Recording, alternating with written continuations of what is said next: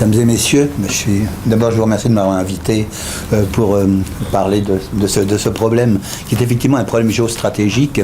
Je dirais que ce n'est pas seulement un problème africain. Le Soudan a été jusqu'à 2011, on le qualifiait ainsi, c'était le plus grand État du monde arabe, c'était le plus grand État du continent africain, à la fois, les deux. Pour des raisons qui tiennent à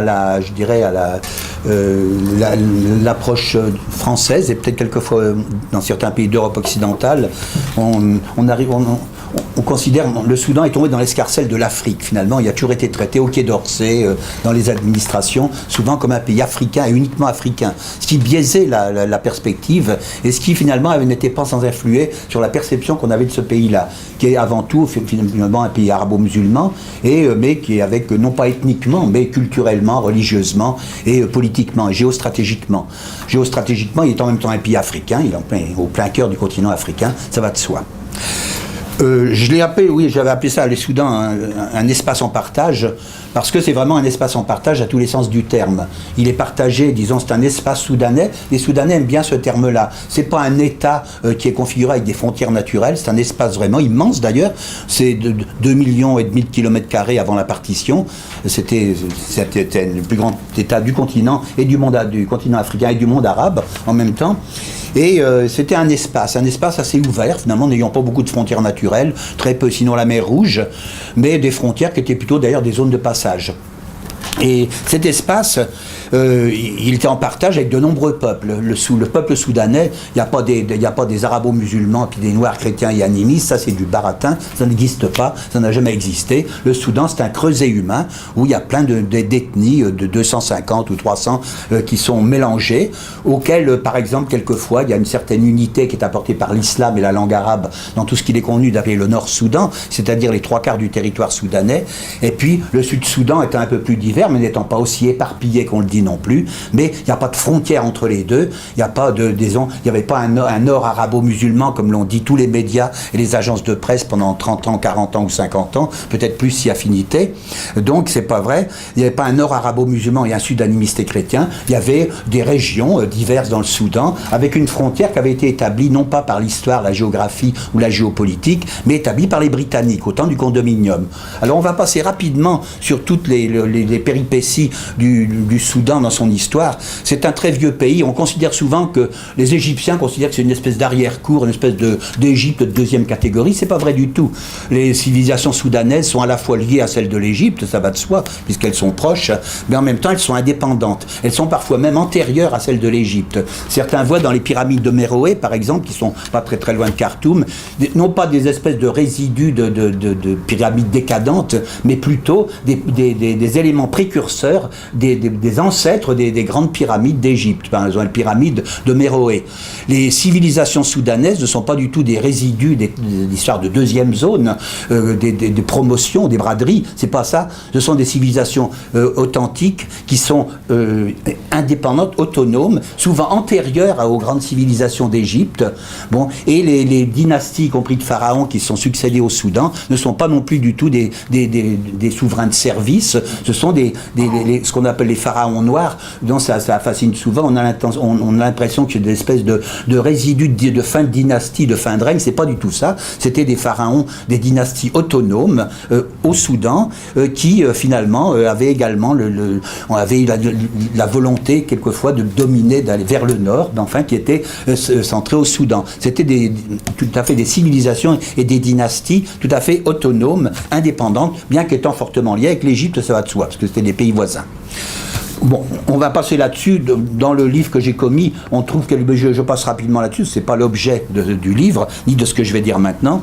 En tout cas, si on chevauche les siècles, on s'aperçoit que, disons, lorsque le christianisme naît, d'abord les premières parties, il y a des parties entières du Soudan qui vont devenir des royaumes chrétiens. Le Soudan, du moins dans sa partie nord, va être profondément christianisé, en même temps que l'Égypte, en même temps que l'Éthiopie, par des chrétiens qui seront des coptes, hein, finalement. Et donc il y aura une continuité. Pendant plusieurs siècles, les royaumes nubiens vont être des royaumes chrétiens. Bon, ça va durer des siècles et des siècles, puisque l'islam, à l'arrivée des Arabes et des musulmans finalement en Égypte, puis dans les pays voisins, y compris en Afrique occidentale, disons l'islam va pénétrer peu à peu le Soudan. La langue arabe va peu à peu pénétrer le Soudan, au moins toute la partie nord, mais ça va s'étager. Ça n'est pas du tout un processus guerrier ou de réseau ou bien d'attaque militaire. C'est un processus d'islamisation lente, tout à fait pacifique, par le commerce, par la conviction, sur des siècles et des siècles. Les premiers sultanats qui vont être fondés, des sultanats qu'on peut qualifier de musulmans, le premier sultanat, c'est le sultanat Founj, est créé sur la vallée du Nil, au sud de Khartoum, c'est-à-dire assez au sud du Soudan, à 250 km au sud de Khartoum. C'est le sultanat de Sennar. On va l'appeler le Dar Founj, du nom du peuple, qui sont des Africains islamisés, qui vont créer ce sultanat. Ils sont les Founj, le Dar Founj. De même, de l'autre côté du Soudan, il y aura le Darfour, la maison des Fours, le sultanat des Fours, qui va être le concurrent des Founj, disons, pour la conquête de l'espace soudanais. Ça nous amène, bon an mal an, au XVe siècle, au XVIe siècle. Après, il va y avoir donc un développement de l'islam et de ses sultanats, une bagarre entre, disons, le sultanat des Founj, qui est centré sur le Nil, et l'autre qui est centré au Darfour, pour la conquête de l'espace soudanais. Alors il y en a un trop, il va y avoir des guerres qui vont durer 2 siècles, etc., pendant lesquelles, d'ailleurs, l'islam va se répandre, et il va y avoir une certaine arabisation, disons, au moins du nord du Soudan, de la partie nord. Le nord, encore une fois, n'étant pas le nord des frontières, le nord étant les 3/4 du pays, hein, à peu près. Alors ensuite, je commence l'histoire de l'espace soudanais, on peut la situer le début en 1812 ou 1813, c'est-à-dire il y a absolument 200 ans. On dit toujours qu'avec la partition, le Soudan, finalement, ce que j'écrivais, que le Soudan avait raté de peu son 200e anniversaire, quoi. Pourquoi 1812-1813? C'est l'année à laquelle le vice-roi d'Égypte, l'Égypte est sous contrôle, est une partie nominale de l'Empire ottoman, de la Sublime Porte. Il y a un certain Mohamed Ali, dont vous avez certainement parlé, qu'on appelle parfois Mehmet Ali, parce que c'était en turc, donc c'est un Albanais, un Ottoman, donc qui est vice-roi d'Égypte, qui est plus ou moins indépendant de la Sublime Porte, mais qui reconnaît nominalement la suzeraineté de celle-ci, donc sur l'Égypte.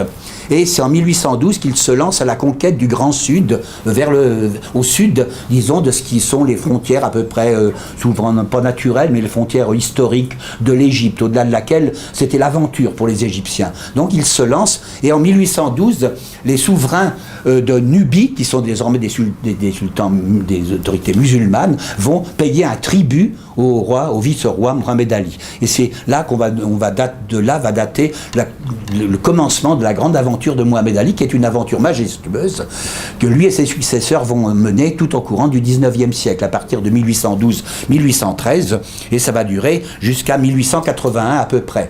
Donc le Soudan n'est pas une création, c'est pas un croupion de l'Égypte, c'est une entité indépendante, mais liée fortement à l'Égypte, avec de très forts liens culturels, humains, historiques, etc., religieux, culturels.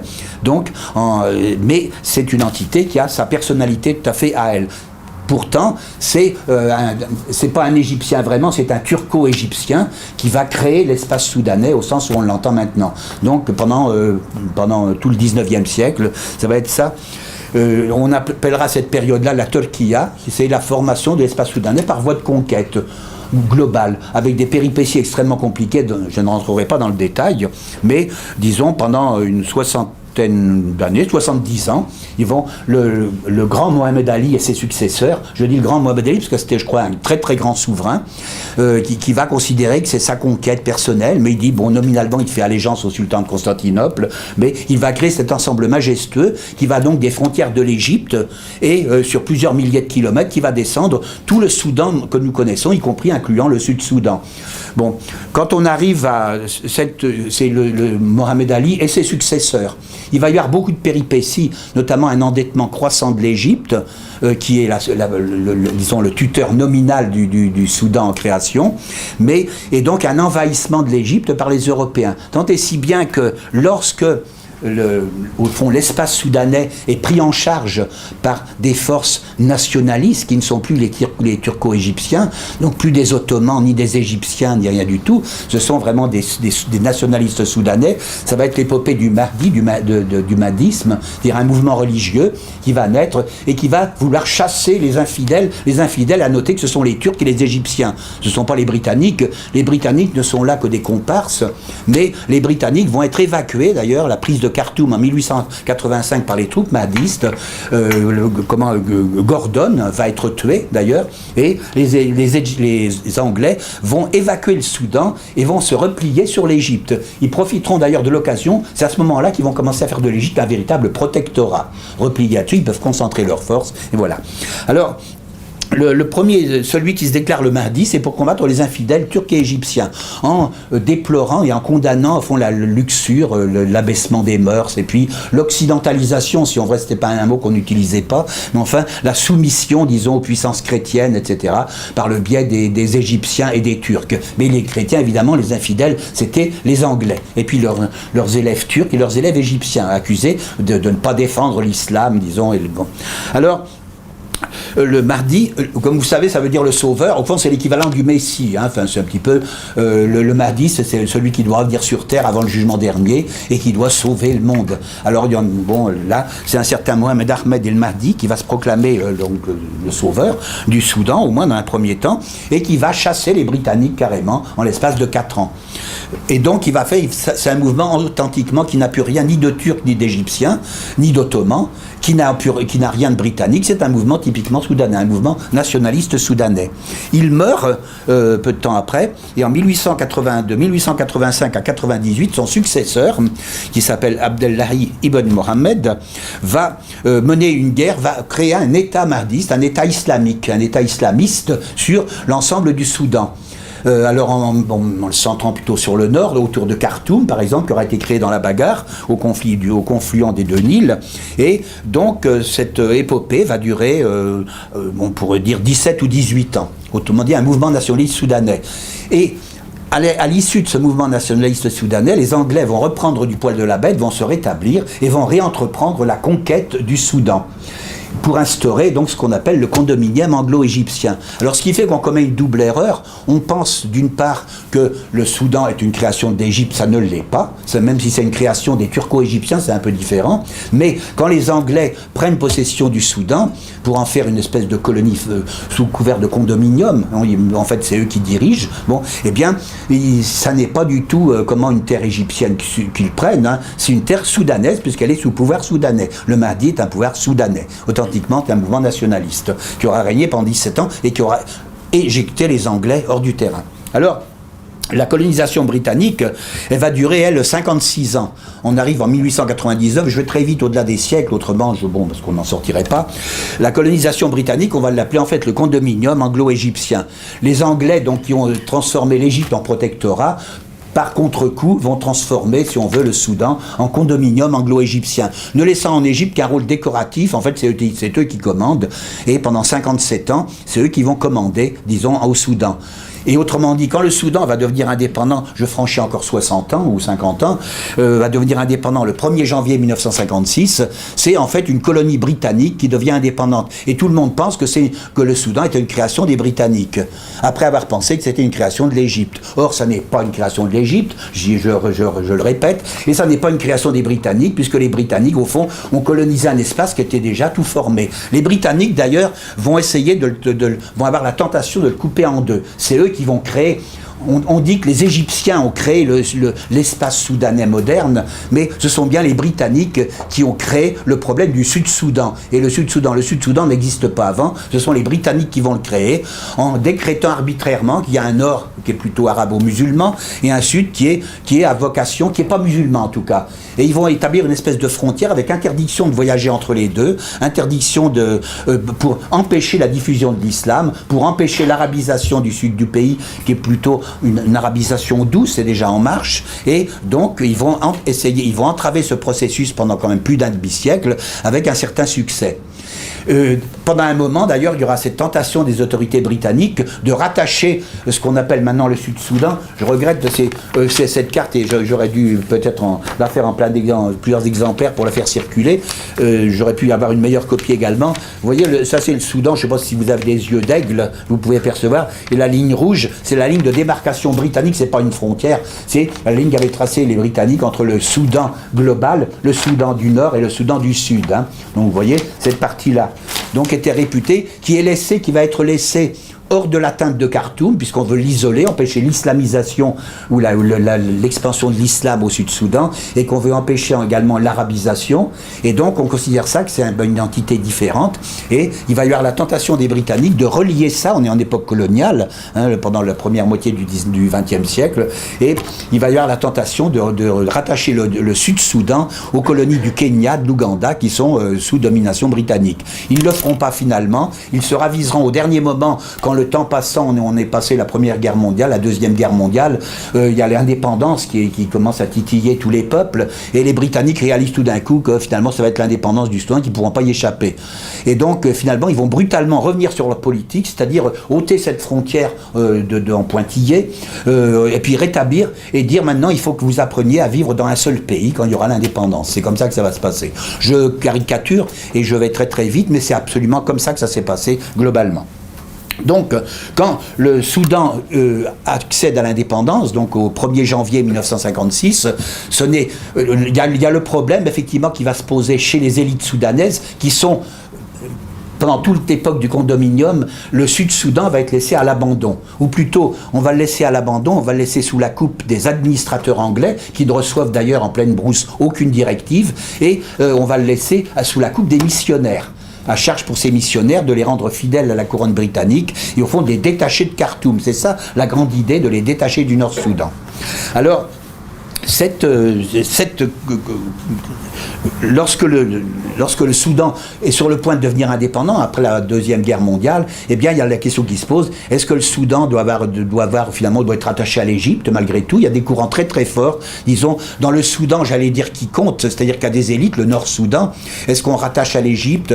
Il y a les Égyptiens, le roi d'Égypte va être le dernier, le roi Farouk a réclamé, disons, la couronne de l'Égypte et du Soudan, reprendre un vieux rêve des Égyptiens. Finalement, ça ne va pas se faire. Il va y avoir l'autre rêve, est-ce qu'on veut avoir des relations privilégiées avec la Grande-Bretagne? Or, non, il y a ceux qui vont l'emporter, ça va être les partisans d'une indépendance pure et simple, et finalement hors du Commonwealth. Mais ce qui va rester, malgré tout, ça va être un système britannique qu'on dit à la Westminster, c'est-à-dire un système britannique, un système de style britannique parlementaire, avec des partis politiques, leur majestueux balancement de droite à gauche et de gauche à droite. En l'occurrence, c'est malvenu au Soudan, c'est pas comme ça que ça fonctionne. Ça va être entre le parti de l'Oumma, qui sont les successeurs des Mahdis, les nationalistes soudanais, et le parti unioniste, qui est le parti de l'Égypte. On dit le parti pro-égyptien, certains disent c'est le parti de l'Égypte. C'est comme General Motors pour l'Amérique, ce qui est bon pour l'Égypte est bon pour le Soudan. Donc ça va être comme ça, il est caricaturé. Jusqu'à présent, c'est toujours comme ça maintenant. Ces deux partis existent toujours. Ça va être les deux grands concurrents. Du point de vue idéologique, il n'y a pas de différence. Ce sont deux partis qu'on qualifierait, si on ne faisait pas le péché d'anachronisme, ce sont des partis islamistes. Ils veulent un État islamique fondé sur la charia, avec le moins de minorités possible. C'est vraiment... ils ont toujours échappé à ces dominations-là, au point de passer pour de grands partis démocratiques. C'est parfaitement faux. Ce sont les premiers partis islamistes du Soudan. Et ils ont toujours cherché, depuis l'indépendance, ils ont fait partie de tous les gouvernements, conjointement ou séparément, et à créer un État islamique sur lequel régnerait la charia, toujours. Néanmoins, il va y avoir une longue instabilité à partir du 1er janvier 56, je vais encore très très vite, jusqu'à 72, il y a je ne sais pas combien de régimes civils et militaires qui succèdent, plutôt militaires que civils, toujours autoritaires d'ailleurs, hein, c'est ça le point commun. Et toujours ayant eu deux idées fixes, créer un État arabe et un État musulman. Un État dont l'arabe serait la langue unique, et un État islamique fondé sur la charia. Ça va être ça, l'obsession et l'idéologie de ces gouvernants nordistes, puisqu'ils sont nordistes. Alors, après, c'est dans ce contexte-là que l'indépendance n'est même pas encore proclamée. En 55, à l'été 55, on prépare l'indépendance et il s'agit de préparer des cadres pour remplacer les Anglais qui vont s'en aller. Et c'est à ce moment-là qu'on s'aperçoit que faut des cadres. Et donc, des nordistes, il y en a pas mal de cadres qui ont été formés. Finalement, c'est assez satisfaisant. Par contre, des sudistes, il va y avoir des longues listes, mais on ne trouve pas de cadres sudistes parce que les missionnaires n'ont jamais formé de cadres, les administrateurs anglais non plus, et le Soudan du Sud a été laissé aux moustiques, au sous-développement et à la misère. Donc c'est ça, et aux missionnaires et aux bog barons, comme on les appelle, les administrateurs des marais, c'est-à-dire qu'ils vivent dans les moustiques. Alors, finalement, il faut préparer donc des listes de fonctionnaires et on fait voilà. Et quand les sudistes, les quelques élites sudistes qui existent pointent le nez et demandent et ont connaissance de ces listes, avec stupéfaction, ils s'aperçoivent que sur des milliers et des milliers de noms qui sont proposés, il n'y a quasiment pas de sudistes. Il y en a un ou deux, peut-être deux ou trois, et encore, je suis généreux. Bon, et donc ça va susciter une première rébellion avant même la proclamation de l'indépendance, donc c'est-à-dire on est encore au temps du condominium, ce sont les Anglais qui sont là, et il va y avoir la première rébellion qu'on appelle la rébellion Anyanya, ce qui veut dire dans une langue que je ne parle pas, que je ne connais pas, mais je sais que ça veut dire venant de vipère ou venin de serpent, en langue je crois madi, qui est une des langues qui sont parlées au Sud-Soudan, une des langues africaines parlées au Sud-Soudan. Cette rébellion va donc durer de 1955 jusqu'en 1972. Pendant 17 ans. Elle va avoir des liens privilégiés, on ne le sait pas à l'époque, mais elle va avoir des liens privilégiés avec Israël. Israël, dès la fin des années 60, va proposer sa coopération pour contrer le gouvernement de Khartoum et pour tenter de faire de cette rébellion un élément sécessionniste qu'elle n'est pas forcément au départ. Hein. Bon, mais ça va être ça. Depuis les années donc 60 et quelques, il va y avoir Joseph Lagou, qui est le chef de cette rébellion, est un sudiste, un général soudanais qui va être soudoyé, qui va être exfiltré vers Tel Aviv, et il va y avoir une coopération qui s'installe. Et ça va avoir un rôle déterminant dans la suite des événements, après sur la suite des mouvements sudistes. Arrive Jaafar Nimeiri. Nimeiri va être l'un des chefs d'État qui vont avoir une certaine longévité. Il va rester au pouvoir de 1969 à 1985. Il est extrêmement éclectique. Je crois qu'il va faire toute la gamme politique possible à cette époque-là au Soudan, passant du nasserisme, du socialisme arabe à l'État islamiste. Le premier État islamiste qui sera en rêve, c'est celui de Jaafar Nimeiri, qui va gouverner, y compris avec le parti unioniste, le parti Mahdi, et lui-même va finalement, après avoir été un partisan de Nasser, un partisan du socialisme arabe, du nationalisme arabe, il va passer graduellement, et après donc il signe une trêve avec la rébellion sudiste, et il va y avoir quand même, ce qui est appréciable, 11 ans de trêve. De 1972 à 1983. 11 ans de trêve. Les sudistes sont tout à fait contents. On donne un régime d'autonomie au Sud-Soudan et on fait plein de promesses. On va arriver très vite dans la zone du choc pétrolier, l'augmentation du prix du pétrole. Qui dit pétrole, dit il y a les Arabes du Golfe, les Arabes, etc., qui ont beaucoup d'argent. Et on dit, voilà, les dirigeants soudanais, Nimeiri, rêvent de tout ça et promet des choses mirifiques qui vont se passer au Sud-Soudan. C'est à ce moment-là qu'on va entreprendre le creusement du canal de Jonglei, cet immense canal dont on voit encore la cicatrice au milieu de la brousse et de la jungle au Sud-Soudan, qui fait plusieurs centaines de kilomètres et qui est censé épargner des millions et des millions et des millions et des dizaines de millions de mètres cubes de l'eau du Nil qui se perdent par évaporation. Bon, les capitaux arabes vont pas forcément venir aussi vite parce que la région n'est pas très très favorable, il n'y a pas de cadre, il n'y a pas de l'environnement est quand même un peu rustique, c'est le moins qu'on puisse dire, et donc finalement les investissements ne vont pas venir comme il était prévu et toutes les belles promesses vont tomber à l'eau. Les projets de développement du Sud-Soudan, il va y avoir des projets au Nord-Soudan, mais au Sud-Soudan, une fois de plus, les sudistes vont se sentir les dindons de la farce. En 1983, la guerre civile reprend.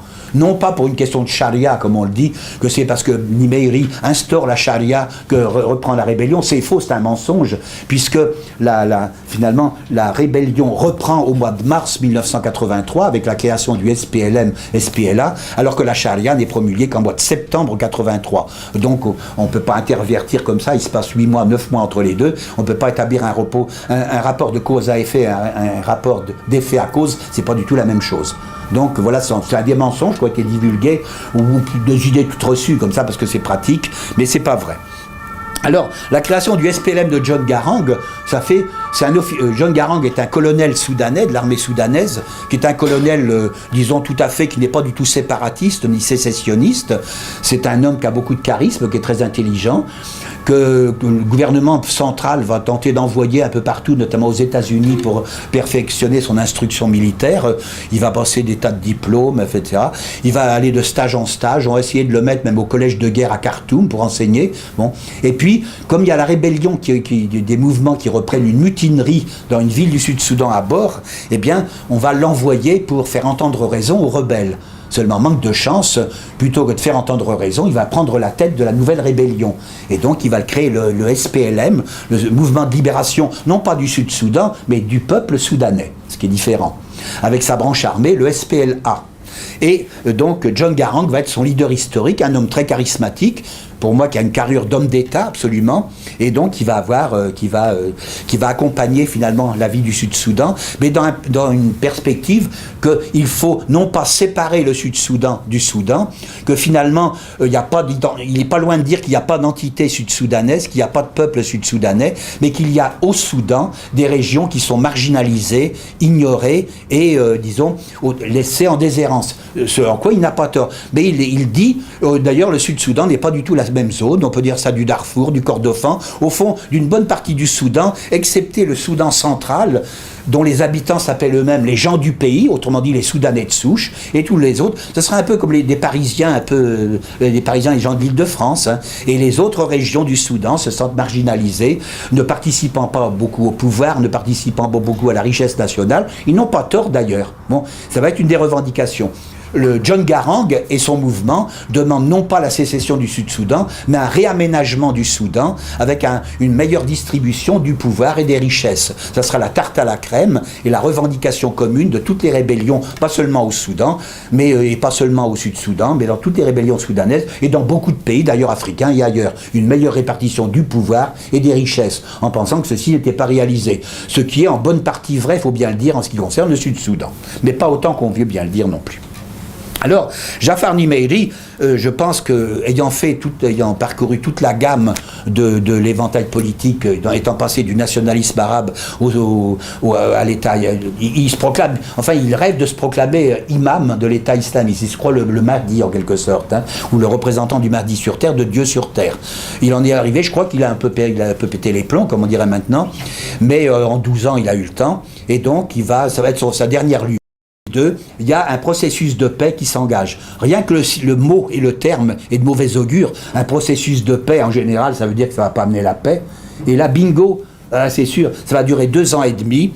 Et il va y avoir effectivement des protocoles qui vont rien d'original. L'accord de paix de Khartoum signé en 97 disait exactement la même chose. Mais l'accord de paix de Khartoum, c'était sans John Garang, donc sans États-Unis, sans légitimité internationale. Celui qui va être signé en janvier 2005, donc l'accord de paix de Navasha, le Comprehensive Peace Agreement, le CPA, donc l'accord global de paix de Navasha étant une ville du Kenya, donc qui va être signé, reproduit tout ce que disait l'accord de paix de Khartoum en 1997. Seulement cette fois-ci, c'est sous patronage, et c'est peu dire, c'est pas un patronage, hein, c'est un patronage très école militaire, c'est Prytanée de la Flèche. Bon. Et puis il va y avoir le John Garang qui va apporter la caution, la légitimité internationale et des amis de l'Occident. Voilà.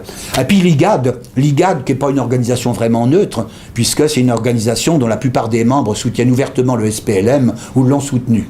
Donc le Soudan n'a pas beaucoup d'alliés là-dedans, mais il en fait partie, manque de chance. Alors, par conséquent, le processus de paix va être signé sous médiation, je mets ça entre guillemets, moi je mets beaucoup de guillemets parce que une médiation, il faut être un honest broker, c'est-à-dire un honnête courtier. Or les États-Unis ne sont pas un honnête courtier puisqu'ils sont jugés partis. Ils soutiennent l'une des parties et pas l'autre. Ils soutiennent le SPLM et pas le gouvernement de Khartoum. Donc, le Comprehensive Peace Agreement, l'IGAD n'est pas un honnête courtier, donc, enfin, le gouvernement soudanais se croit obligé de signer la paix. Entre-temps, il a eu une mauvaise surprise, c'est qu'en 2003, pendant les pourparlers de paix, il y a le conflit du Darfour qui éclate, qui explose. Quand je dis qu'il éclate et qu'il explose, c'est parce que c'est vraiment le mot. en réalité, quand on était en poste à Khartoum, moi j'étais plus de 5 ans quand même, j'aurais dû en entendre parler du conflit du Darfour. Et c'est pas faute de prêter l'oreille. J'étais de 1994 à 2000, donc bon, j'ai jamais entendu parler d'un conflit du Darfour, ni dans les journaux, ni dans les chancelleries, ni parmi les amis du Soudan, qui étaient nombreux comme chacun sait, et de types très très divers. Bon, non. Mais le conflit du Darfour explose, éclate, avec un battage médiatique que vous avez pu connaître, qui est l'échantillon de ce qu'on peut voir sur la Syrie actuellement, qu'on a vu sur la Libye, qu'on peut voir dans tous les exemples, je dirais, de révolution entre guillemets arabe. On a vu l'exemple sur le Soudan, sur le Darfour. Pas sur le Sud-Soudan vraiment, c'était un autre système, mais sur le Darfour, avec les intellectuels français, certains, les grands intellectuels et les grands penseurs, qui vont se prodiguer avec des cheveux au vent, et des Clooney, des acteurs, Mia Farrow, George Clooney, les groupes de pression sionistes, chrétiens, évangélistes, etc., qui vont tous se déployer. Et voilà, en 2003, le conflit du Darfour. Pourquoi le conflit du Darfour? Est-ce que c'est tout d'un coup parce qu'il y a une rébellion et puis un mauvais partage du pouvoir et des richesses? Non, il ne faut pas rigoler. En 2003, en réalité, quel est l'enjeu? Les pourparlers de paix sont en cours depuis 2002. On est en plein pour parler de paix sur le Sud. On a enquiquiné le Soudan pour qu'il fasse la paix au Sud-Soudan, il est en train de le faire. Mais seulement cette paix, elle n'offre pas de garantie quant à l'avenir. Les garanties qui sont demandées par le parrain américain, c'est la sécession du Sud-Soudan. Pour le parrain américain, l'autodétermination du Sud-Soudan, ça veut dire son indépendance. Alors que l'autodétermination, ça veut dire qu'on propose 2 choix. Or, on proposera 2 choix, le maintien de l'unité du Soudan qualifié d'option privilégiée, et c'est celle que privilégie normalement John Garang, le chef du SPLM, et deuxièmement, la partition du Soudan, c'est ce que privilégie personne normalement. Alors les Américains se disent, avec ce John Garang, on ne sait pas, probablement ça risque bien de ne pas déboucher sur la partition du Sud-Soudan, auquel cas on aurait fait tout ça pour rien. Il faut donc trouver un autre gage, mettre au bain-marie un autre conflit. Ça va être le conflit du Darfour. Et en matière de bain-marie, ça se trouve bien, il y fait chaud. Alors donc, voilà, il va être mis là, mais à mon avis, c'est absolument une création, il est fabriqué. Je ne dis pas, je n'ai jamais dit qu'il ne s'est rien passé au Sud-Soudan. Il y a bien eu plein de morts, des milices, mais il y a eu des exactions de tous les côtés, ça a été diabolisé, ostracisé, les chiffres trafiqués, gonflés, fabriqués, le nombre des déplacés, le nombre des morts, il n'y a jamais eu de vérification, comme le disaient il y avait beaucoup de morts, il y avait beaucoup d'exactions, beaucoup de misère, beaucoup de déplacés et de réfugiés, mais pas au point où on pouvait passer comme ça au gré d'une lubie médiatique. On disait un jour il y avait 10 000 morts, après il y en avait 100 000, 15 jours après on essayait 150 000, après 200 000, après 300 000, pourquoi pas? C'est peut-être vrai, mais on n'en sait rien. C'était des chiffres lancés comme ça, comme on le fait couramment dans les médias. De même pour les déplacés et les réfugiés. Bien évidemment, si on établit des camps de réfugiés, ça attire les réfugiés, ils sont dans le besoin. Ça attire les gens qui n'ont plus allé, qui sont chassés et ballottés de tous les côtés. C'est sûr que c'est de même quand on crée une autoroute, ça crée du trafic automobile. Eh bien là, je suis pas cynique du tout, ne croyez pas ça, mais je suis, en tout cas, les gens des ONG le disaient, le nombre des déplacés qu'on évaluait à la fin, je ne sais pas combien de centaines de millions, il était une création, était un résultat de la création de camps de réfugiés. C'est clair que c'est fait pour accueillir des gens, et que des pauvres gens qui étaient en proie aux exactions, à la violence, à la faim, aux privations et à tous les malheurs d'une guerre civile, quoi. C'est vrai qu'ils vont se réfugier là-dedans, et ça va gonfler les bilans. Quant au bilan des morts, on va attribuer, bien suivant un mécanisme qui est bien connu maintenant, on va attribuer toutes les exactions au gouvernement de Khartoum et à ces milices. Les milices, quand elles ne sont pas, on va dire que ce sont des milices de Khartoum, les fameux Janjaweed, parce qu'il faut culpabiliser le gouvernement de Khartoum, et on va passer totalement sous silence les exactions qui ne sont pas moins nombreuses de tous les mouvements rebelles et des milices diverses qui sévissent au Darfour, pour mettre toute la responsabilité sur le gouvernement central de Khartoum. Je ne vous fais pas un dessin, vous savez ce qui se passe dans plein de conflits actuellement, notamment en Syrie, en Libye, etc. Et c'est comme ça que ça fonctionne. C'était déjà comme ça au Soudan, sur le Darfour. Je ne dis pas qu'il ne se passe rien, parce que ce serait idiot de dire ça. Mais je dis le mécanisme qui a été utilisé avec les médias, les célébrités, les intellectuels, c'est bien celui-là. Alors, Or, donc, il y a l'État, l'accord de paix, il prévoit donc l'autonomie du Sud-Soudan, un État fédéral, l'autonomie du Sud-Soudan pendant une période transitoire, une période intérimaire de 6 ans, et à la fin, un référendum d'autodétermination pour les sudistes, donc en janvier 2005. Donc ça nous mène jusqu'à janvier 2011. Le référendum doit proposer 2 options, le maintien de l'unité du Soudan, déclarée unité privilégiée, la période intérimaire étant destinée à favoriser, à rendre attractive l'option de l'unité du Soudan, et deuxièmement, la séparation, la partition. Donc voilà. Alors, à ce moment-là, le garant, si je puis dire, c'est Garang, du côté sudiste. Donc il prêche toujours, il a beaucoup d'opposition dans ses rangs, mais il prêche toujours de préférence l'unité du Soudan. Il est toujours là. En juillet 2005, il y a une période préparatoire à la période transitoire, donc il y a les cérémonies, il y a eu des élections, un recensement, etc. Donc il y a l'intronisation du nouveau président, Béchir, qui est réélu dans la bagarre. Et il y a le vice-président du Soudan, c'est John Garang, suivant les accords de paix, et suivant la Constitution, et le président du Sud autonome, c'est John Garang. Ça a lieu 6 mois après le référendum, à la fin de la période transitoire, conformément au calendrier prévu. Et encore une fois, manque de chance, c'est extraordinaire comme la chance est malchanceuse. Vous avez 2 semaines ou 3 semaines après, John Garang se rend en Ouganda, dans le cadre de ses visites de courtoisie ou politique. Au retour, il n'a pas de chance, il fait un mauvais temps, et son hélicoptère s'écrase, et il meurt. Et donc, adieu John Garang. Et bonjour Salva Kiir. Salva Kiir est un officier sécessionniste. Il ne s'est jamais caché, c'est un militaire, c'est pas un homme d'État. John Garang est un homme d'État, Salva Kiir est un sécessionniste. Qui va, au début, pendant les 6 ans, où il va être vice-président du Soudan et président du Sud autonome.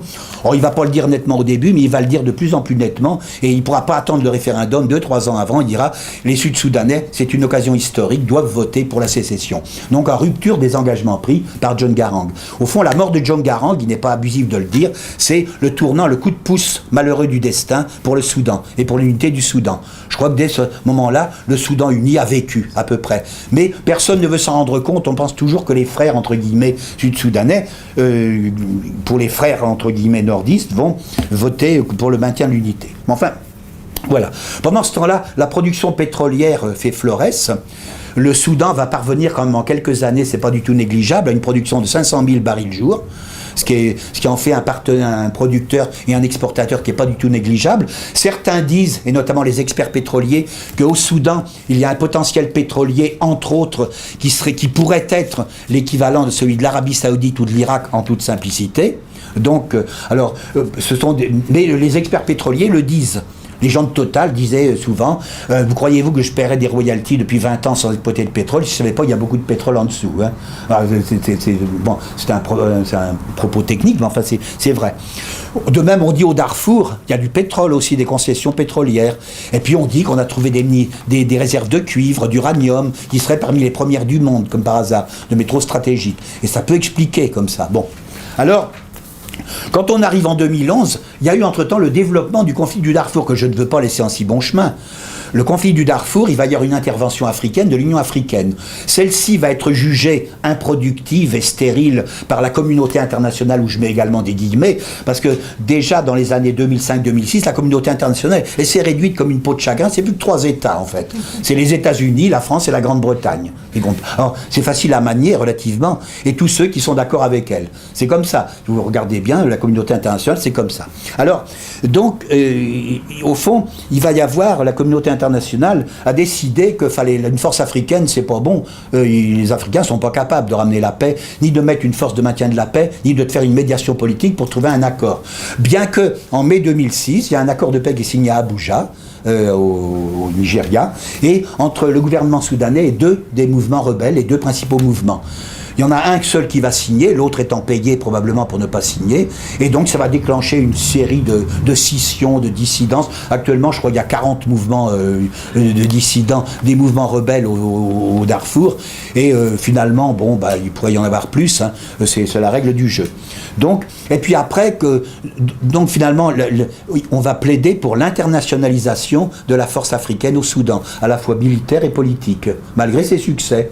Ça va être la fameuse force hybride, comme on va dire, ce vilain mot, où on va noyer les Africains sous un couvert d'internationalisation avec des casques bleus de toute nationalité, tant à la fois du point de vue de la médiation, qui va devenir une médiation mixte entre l'Union africaine et l'ONU, et la force de maintien de la paix, des casques bleus et des casques blancs ou verts ou jaunes, je sais pas comment. Voilà.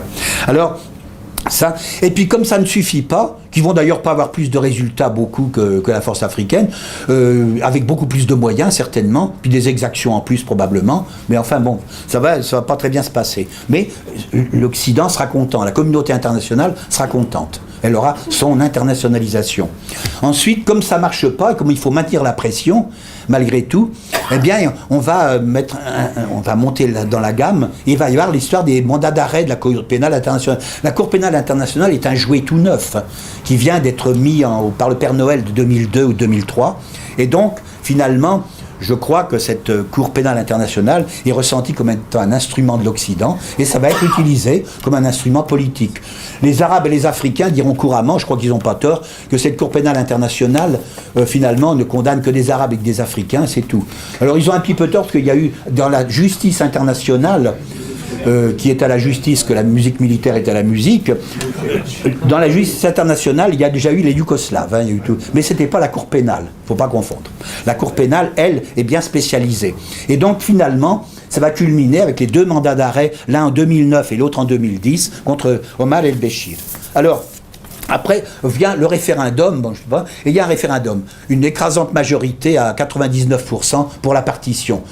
C'est un vote démocratique tel que le conçoit la communauté internationale. Déjà, ça présage mal de la démocratie qu'il va y avoir. C'est les Sud-Soudanais seulement, mais enfin bon, hein, pourquoi pas. Mais 99% des voix, mais il n'y a que les Sud-Soudanais qui sont au Sud-Soudan. Les déplacés, qui constituent plus de la moitié de la population du Sud-Soudan, ne seront pas autorisés à voter. Parce qu'on a peur qu'ils votent pour le maintien de l'unité du Soudan. Ils ont intérêt, c'est leurs familles qui y sont, eux-mêmes y sont. Mais donc c'est pas comme ça que ça va se passer. Donc il y a 2 Soudans qui sont créés. Alors le processus de paix, après 2 ans et demi, est un peu bâclé. C'est vrai qu'on ne peut pas tout faire. On fait déjà la paix, une paix qui n'en est pas. C'est un peu vexant. Au fond, ça va transformer la guerre civile entre le nord et le sud du Soudan en une guerre entre le nord et le sud du Soudan. Une guerre larvée, mais un état de guerre. Ça va être ça. C'est censé amener la paix. Privilégier l'unité, ben non, parce qu'il y a 2 Soudans au lieu d'un. Comme disait François Mauriac, pas à propos de l'Allemagne, j'aime tellement l'Allemagne que je suis content qu'il y en ait 2. Eh bien, les amis du Soudan peuvent dire la même chose. Alors, il y a 2 Soudans. 2 Soudans qui sont en danger, qui vont être en danger l'un comme l'autre. Il y a d'une part le Nord-Soudan qui va être amputé du quart de son territoire, du 5e de sa population et de 70% de son pétrole. Ça fait beaucoup pour un seul homme. Bon. Et ensuite, la partition, on dit que c'est un triomphe de la diplomatie américaine. Pourquoi on le dit? Parce que les Américains le disent. Ce qu'il y a de bien chez nos amis américains, c'est qu'ils disent ce qu'ils pensent. Et ils disent ce qu'ils vont faire. Donc il n'y a pas de complot, de conspiration, ils disent ce qu'ils vont faire. Donc, puis ça se fait, ça y est, c'est pas une conspiration, c'est un plan. La destruction du monde arabe, où figure le Soudan d'ailleurs, ça fait partie des plans, des multiples plans américains. Vous cliquez sur n'importe quel site et vous trouvez la réponse. Il y a ça. Donc le pétrole, oui, c'est la ligne, la fameuse ligne. Finalement, le pétrole soudanais avait été mis en exploitation au nord et au sud de cette ligne frontière. Quand il y a 2 Soudans, l'indépendance du Sud-Soudan, eh bien, le pétrole va tomber à 70% au Sud-Soudan et à 30% pour le reste. Seulement, manque de chance encore, décidément.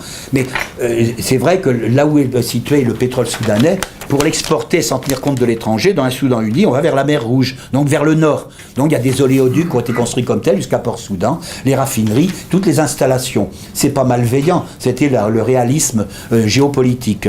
Quand il y a la séparation, c'est autre chose. Et il va y avoir 2 écoles, on va le dire quand même, qui vont s'opposer maintenant, mais ce sera peut-être dans vos questions quand même. Je crois que finalement, le Soudan... le Soudan, c'est un triomphe de la diplomatie US, et on a vu de la stratégie israélienne.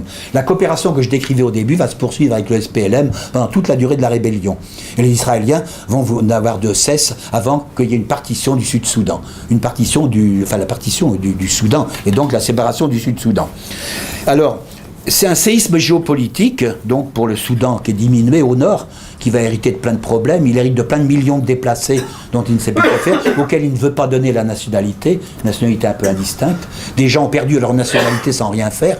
à vrai dire, du jour au lendemain. Ils se retrouvent étrangers dans le pays où ils ont vécu, où ils sont installés des fois depuis 25 ou 30 ans. C'est par millions, comme ça. Les déplacés qui sont allés voter au Sud-Soudan, ils reviennent souvent au Nord-Soudan, parce que le Sud-Soudan, c'est pas si hospitalier que ça. Et très vite, il va y avoir des ferments de guerre civile, de conflits interethniques, les chefs de guerre, les milices, l'insécurité, développement absent. C'est un séisme géopolitique, d'autant plus que tous les problèmes délicats ont été laissés pour après, en disant vous vous débrouillerez, hein, vous débrouillerez. Oui. Alors ce sont les problèmes de frontières qui occupent la scène politique actuellement entre les deux Soudans. Les revendications finalement des Sud-Soudanais de territoires qui sont traditionnellement nord-soudanais. Ces territoires sont comme par hasard des territoires riches en pétrole. Alors c'est bon, c'est comme ça, je ne peux rien. Et donc il y a des problèmes post-référendaires, la nationalité des déplacés, au recensement de 67-68, le recensement donnait 8,5 millions de Sud-Soudanais sur une population d'une quarantaine de millions. Les autorités du Sud-Soudan disaient c'est pas 8,5 millions qu'on en a, c'est 12 900 000. Ça fait un gap, un écart, de 50%. On n'a jamais vu même un recensement. Et je constate que ces 50%, ce qui équivalent à presque 4,5 millions, 5 millions de personnes, c'est exactement le chiffre supputé de déplacés sud-soudanais au Nord-Soudan. Donc il y avait quelque chose. On n'a jamais voulu traiter ce problème-là, mais il est resté pendant. Il sera d'ailleurs jamais traité, je ne sais pas comment. Les gens mourront avant qu'il soit traité. Les litiges frontaliers, puis la gestion du pétrole. Vous avez du pétrole, comme on dit, le pétrole est au sud, et puis les pipelines et les oléoducs et les raffineries sont au nord. Ben c'est normal, ça a été créé comme ça, parce que c'était le chemin le plus pratique pour exporter ce... Comment ? C'est une des raisons de la guerre. Oui, c'est une des raisons... Oui, je l'ai pas dit tout à l'heure, mais c'est une des raisons de la guerre. C'est une des raisons de la guerre, oui. Oui, une des raisons de la guerre civile, donc bien sûr, oui. Mais vos questions, vous poserez si vous voulez. Moi, je voudrais en finir avec ça. Donc le Soudan est amputé, il va sombrer dans ce qu'on dit une économie de guerre, parce qu'il se sent menacé de tous les côtés, et puis il va consacrer ses ressources, il est amputé quand même beaucoup dans ses ressources, dans son budget, pas de 70%, mais bon, il y a les royalties, mais il va y avoir une situation très tendue, une situation de guerre entre le Nord et le Sud-Soudan, entre les deux pays, et donc le Soudan va sentir qu'il doit menacer, qu'il doit défendre ses frontières, notamment ses frontières pétrolières. Bon, puis il y a la montée des périls, le fait que les Sud-Soudanais aient voté pour la sécession, ça donne plein d'idées, ça donne des ailes au mouvement Darfouri. Plus question de signer la paix. C'est minable une paix. Donc il faut plutôt continuer. On peut d'ailleurs, il y a une coopération technique entre rébellions. Il va y avoir un front des oppositions politiques qui va se créer au Soudan entre tous les partis politiques de l'opposition et tous les fronts de libération du Darfour, les mouvements du Kordofan, le SPLM Nord, c'est-à-dire la fraction du SPLM qui opérait en territoire nord-soudanais pendant la période intérimaire. Tout ça va faire un front, une fédération de partis d'opposition qui vont demander le renversement du pouvoir légal très très vite. Enfin, du moins, ça s'est traduit il y a quelque temps pour demander le départ de Omar el-Béchir et du gouvernement islamiste de Khartoum. Alors voilà. Donc, on va assister au Soudan du Nord. Un Soudan amputé, une économie de guerre, une montée des périls, une mutualisation, c'est-à-dire une fédéralisation des dissidences et des oppositions. Les trois litiges, vous savez, où on entend beaucoup parler, le litige d'Abyei, du sud Kordofan ou des monts Nouba, et du sud du Nil Bleu. Ce sont trois régions riches en pétrole qui appartiennent traditionnellement au Nord-Soudan, qui sont revendiquées par le Sud-Soudan, où des référendums, d'une façon ou d'une autre, mais j'entrerai pas dans les détails, doivent tracer le destin de ces trois régions. Bon, il y a le Darfour, qui suit son petit bonhomme de chemin, avec des médiations qui n'aboutissent pas, avec toujours des exactions, rien n'a été réglé, mais si vous faites une expérience 2009-2010, vous cliquez sur votre ordinateur, vous trouvez toujours Darfour, point de situation, les milliers de victimes, les dizaines de milliers, les centaines de milliers de réfugiés. Vous cliquez après, vous ne trouvez plus rien, ça n'intéresse plus personne. Il y a eu un mandat contre Béchir, tout se passe comme si c'était ça ce qui intéressait finalement. Alors maintenant, il y a peut-être un regain de, je sais pas, d'intérêt, mais enfin, globalement, on ne trouve plus rien. On a un mal de chien à trouver des nouvelles de la situation au Darfour, qui pourtant, la situation n'est pas réglée du tout. Il y a toujours un drame humanitaire, une catastrophe humanitaire, il n'y a pas de règlement politique, et c'est toujours pendant, comme on dit. Le Kordofan, ça c'est l'action du docteur Hassan El-Tourabi, qui va faire de la conscientisation politique au Kordofan, donc c'est-à-dire essayer de susciter embêtements à M. Omar el-Béchir. Le Béjaland, la terre des Béjas, dans le nord, ça c'est des terres de dissidence. Le Soudan du Sud et la guerre civile, la vulnérabilité face à ses amis, il ne peut rien refuser à ses amis, c'est-à-dire aux Américains, aux Israéliens, puisqu'il leur doit la vie. Et il y a là aussi la vulnérabilité face aux prédateurs. On dit qu'il y a 10% du territoire du Sud-Soudan, c'est pas qu'on le dit, c'est des ONG, notamment en Scandinavie, qui ont trouvé ça, 10% du territoire sud-soudanais avait été livré en pâture à des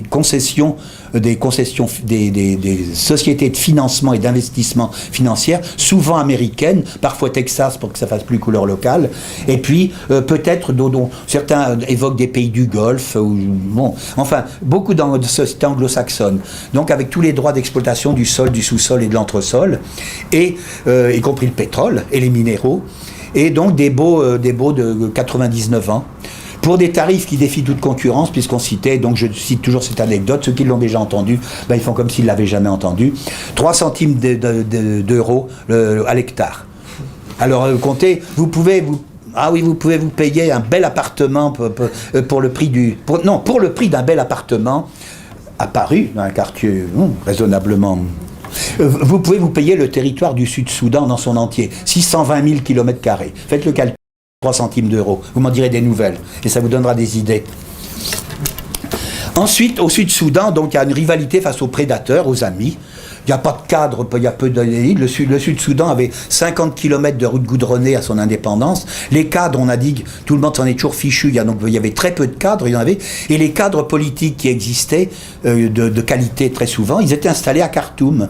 Moi, je connaissais pas mal. Il était installé à Khartoum parce que il vivait pas au Sud-Soudan et je crois qu'il avait aucune intention de revenir. Sauf si on leur proposait de revenir pour être ministre ou gouverneur, mais on ne leur proposera pas ça, je ne crois pas. Puisque bon. Et donc,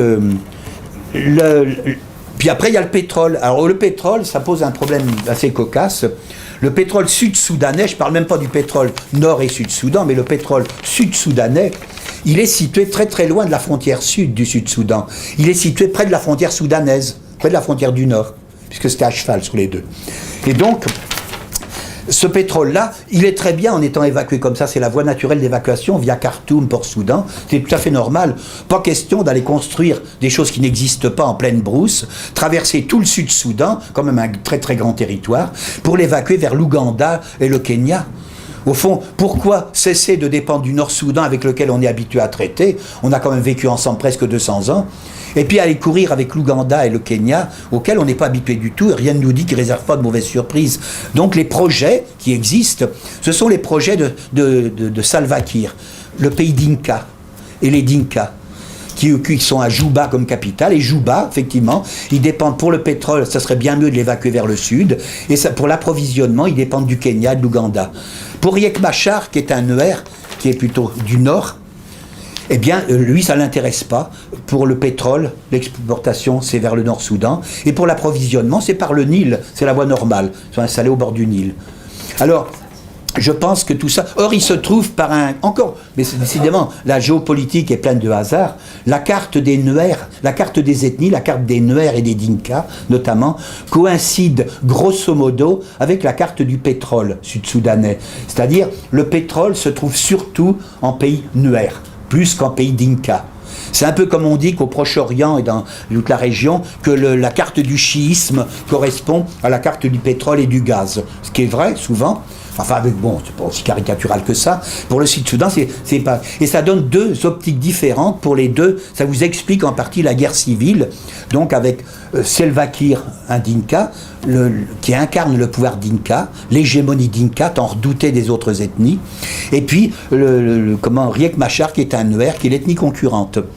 Et donc, sur fond de rivalité ethnique traditionnelle et de rivalité de destin du pétrole sud-soudanais, eh bien, il suffit en plus que Riek Machar, pour imposer ses vues, annonce en juillet 2013 « Je vais être candidat à la fin du mandat du président sud-soudanais en 2015, c'est-à-dire à la place de Riek Machar, je serai candidat, eh bien ça suffit pour mettre le feu aux poudres et pour se faire limoger. C'est ce qui arrive.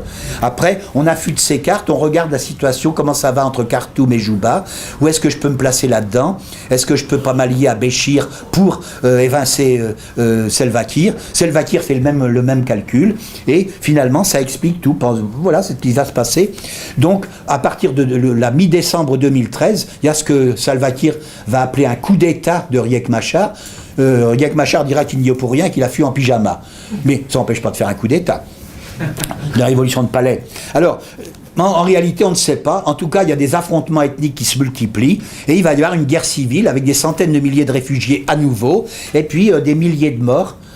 Et finalement, on peut se dire que les Sud-Soudanais se seront dit très très vite que finalement leur guerre civile à eux est presque aussi productive en peu de temps que ne l'avait été pendant 25 ans la guerre avec le Nord, la guerre civile entre le Nord et le Sud du Soudan. C'est presque aussi productif qu'en si peu de temps, il y a déjà tellement de dégâts. Et finalement, on parle déjà d'épuration ethnique. Si vous voyez ce que disent on retrouve à nouveau les Nations Unies qui s'agitent, qui s'excitent, les amis du Soudan qui s'agitent, qui déplorent la situation. Ils auraient pu le deviner avant. Tout le monde, quand on dit que personne n'avait prévu, si, on peut le prévoir, c'était prévisible. Il suffisait de ne pas regarder le Soudan avec des œillères, de regarder la réalité en face. Bon, voilà. Donc c'est ça. Alors, donc, il y a un engrenage de division, finalement. On peut penser, mais je ne le souhaite pas du tout, qu'il y ait 3 Soudans ou qu'il y en ait 4. Mais enfin, on voit que finalement, avec la partition du Soudan en nord et sud, le nord du Soudan, il y a déjà 2 Soudans. Le Darfour, c'est une menace pendante de sécession. Les 3 territoires de litigieux, on ne sait pas ce que ça peut devenir, parce qu'ils auraient probablement des statuts un peu spéciaux. Alors ça, ils peuvent demander leur indépendance, puis être attachés au Sud-Soudan. Le Darfour... oui, pourquoi pas, c'est bien comme ça, il y a bien des mouvements sécessionnistes. Le Kordofan, pourquoi pas nous, hein, bon, et ainsi de suite. Le parti le Béjaland, c'est-à-dire du côté de la mer Rouge, côté de l'ancienne Nubie, pourquoi pas. Et tout ça, donc le Soudan du Nord, et ce qu'il en reste, qui est un immense territoire, il y a encore du grain à moudre pour des sécessions à venir, au cas où. Et c'est littéralement un danger. Non pas que je souhaite, je ne suis pas, encore une fois, je ne suis pas du tout cynique, et je ne souhaite pas du tout que ça arrive. Moi, je regrette, je déplore la sécession du Soudan, parce que je pense qu'il a été mis fin à une expérience exceptionnelle, et que ça pouvait tourner autrement. Et que, vu le résultat des courses, c'était pas la peine de faire tout ça pour ça. Au Sud-Soudan, ils ne peuvent même pas être heureux. Il n'y a pas d'état de droit, il n'y a pas d'état, il n'y a pas de cadre, il y a une guerre civile, il y a eu des haines ethniques qui ressortent. La seule unité ethnique qui était donnée au Sud-Soudan, c'était de lutter en commun contre Khartoum. Plus de Khartoum, plus d'unité. Et donc on voit, c'est la guerre civile, avec une menace, il y a une menace d'éclatement du Sud-Soudan, que je ne souhaite pas, parce que c'est pas la peine de compliquer encore un peu plus la mise, mais enfin, voilà ce que ça donne. Alors, la partition inévitable, moi je pense pas, elle n'était pas du tout inévitable. La preuve, c'est que jusqu'au dernier moment, tout le monde pensait que ça allait être l'option privilégiée. Il y a des coups du destin qui sont comme ça. La Soudan, vous l'aurez peut-être deviné, si je n'ai pas insisté assez, j'insiste en conclusion, il n'est jamais trop tard pour bien faire. Finalement, je pense que ce qui a fait le malheur du Soudan, c'est pas tellement son régime militaro-islamiste, comme on disait, c'est pas ça le problème. Moi, l'islamisme n'est pas ma tasse de thé. C'est vrai que dans ce livre, je prends une position sympathique vis-à-vis de tout le monde, y compris du gouvernement de Khartoum, que je trouve qu'a été calomnié bêtement, idiotement, comme on le fait souvent. Et je pense que j'ai toujours dit, d'ailleurs je l'ai dit à nos amis soudanais, ne croyez pas que c'est parce que vous avez un régime islamiste, une orientation islamiste, que vous êtes dans le collimateur des Occidentaux des États-Unis, c'est parce qu'on veut casser le Soudan. Vous êtes le plus grand pays arabe et vous êtes le plus grand pays africain, c'est pour ça qu'on veut vous casser. Islamique ou pas, vous vous convertissez demain et vous devenez un pays laïque, indépendant, mordicus et je ne sais pas quoi, ça sera idem, ça ne changera rien du tout. Comme d'autres États peuvent en faire le calcul, comme la Syrie, la Libye ou d'autres, mais la Syrie par exemple en ce moment. Et ça, c'est vraiment... Donc le Soudan, bien plus que de l'islamisme ou de rivalités de tout ce qui existait, les problèmes internes, a été donc la cible de l'ingérence et de l'hégémonisme américain durant les 20 glorieuses finalement de la communauté internationale de 1990 à 2010. C'est ces 20 glorieuses. C'est fini maintenant. Mais à l'époque, pendant les 20 glorieuses, il n'y avait pas de Russie. Il n'y avait pas de Chine, il y avait une Russie mais qui était occupée à autre chose. Il y avait la Chine, n'était pas ce qu'elle était encore. La Chine n'avait pas encore de volonté vraiment, mais elle a défendu ses intérêts avec le Nord et le Sud-Soudan. D'ailleurs, la Russie a se replacé. Mais on n'était pas du tout dans le... Il y avait les dessins de l'Amérique et d'Israël, et finalement c'est bien un espace soudanais qui est exposé au risque de division ultérieure. Mais c'est néanmoins un espace historique, géographique et géopolitique commun. Il existe toujours. On entend des Sud-Soudanais déjà dire est-ce qu'on peut refaire l'unité du Soudan? Alors c'est comme les gens qui disaient que l'indépendance, quand est-ce que c'est fini? Mais bon, c'est vrai qu'on peut, parce qu'ils regrettent. Mais faut qu'il y ait un référendum. Bon, on ne refait pas l'histoire comme ça, ça ferait des heures dans l'espace de 6 mois refaire. Bon. Mais enfin, en tout état de cause, il y a plein de Sud-Soudanais qui sont descendus pour voter, qui sont remontés au Nord-Soudan. Il y a des mouvements absolument chaotiques, et c'est un capharnaüm indestructible dans toute la région. Et au Tchad, un mouvement pour la libération du sud du Tchad, au Mali, toute la zone sahélienne, la RCA, tout ça, je pense que c'est le Soudan qui est le précurseur de tous ces mouvements-là. Par un snobisme quelconque, ni les Arabes ni les Occidentaux finalement n'ont apprécié à sa juste valeur ce séisme géopolitique en disant c'est des Africains, c'est etc. Il y a un petit peu de ça, hein, je suis un peu méchant en disant ça, mais de mon point de vue je le disais souvent d'ailleurs à des amis arabes parce que je crois que c'est un peu vrai. Il y avait une espèce de condescendant, oui, des Arabes, oui, enfin si on veut, quoi. Bon, et donc maintenant ils s'y intéressent beaucoup et ils voient dans le Soudan le précurseur finalement, pas de tous les printemps arabes, mais toute l'œuvre de dislocation du monde arabe et du monde arabo-musulman. Et c'est ça pour moi la vérité du Soudan. C'est pas tellement le nord animiste et chrétien qui n'a jamais existé, le sud animiste et chrétien qui n'a jamais existé, ni le nord arabo-musulman. Il y a des musulmans qui sont majoritaires, ils sont majoritaires au nord et puis minoritaires au sud, mais il y a des musulmans au sud. Il y a des chrétiens aussi au sud, mais il y a des chrétiens au nord. Et en l'occurrence, les chrétiens ne sont pas majoritaires nulle part, même pas au sud. Au sud-Soudan, d'après les chiffres qu'on peut avoir les plus sérieux, il y a beaucoup d'intox. Il y a une captation statistique des animistes par les chrétiens, et en fait on voit il y a deux minorités qui font à peu près 15% de la population du Sud-Soudan, donc sur les 8 millions et demi ou 9 millions d'habitants, qui sont chrétiens, et la même 15% qui sont musulmans, 15%, et les 70% restants sont avant tout des animistes, alors qui gravitent autour effectivement des missions et tout ça, mais qui ne sont pas forcément chrétiens religieusement au sens du terme. Je tire ce chiffre d'appréciation qui ont été faites pendant la période intérimaire et de diverses statistiques, y compris des pourparlers de paix, pour apprécier le poids des différentes forces politiques. C'est de ça que je tire, et ça correspondait à des statistiques, et je pense que ça correspond à la réalité, au-delà de l'intox, la gigantesque intox qui a été faite, disons, sur ces problèmes-là comme sur d'autres. Voilà, je m'excuse d'avoir été un petit peu long, mais j'ai tout. Merci.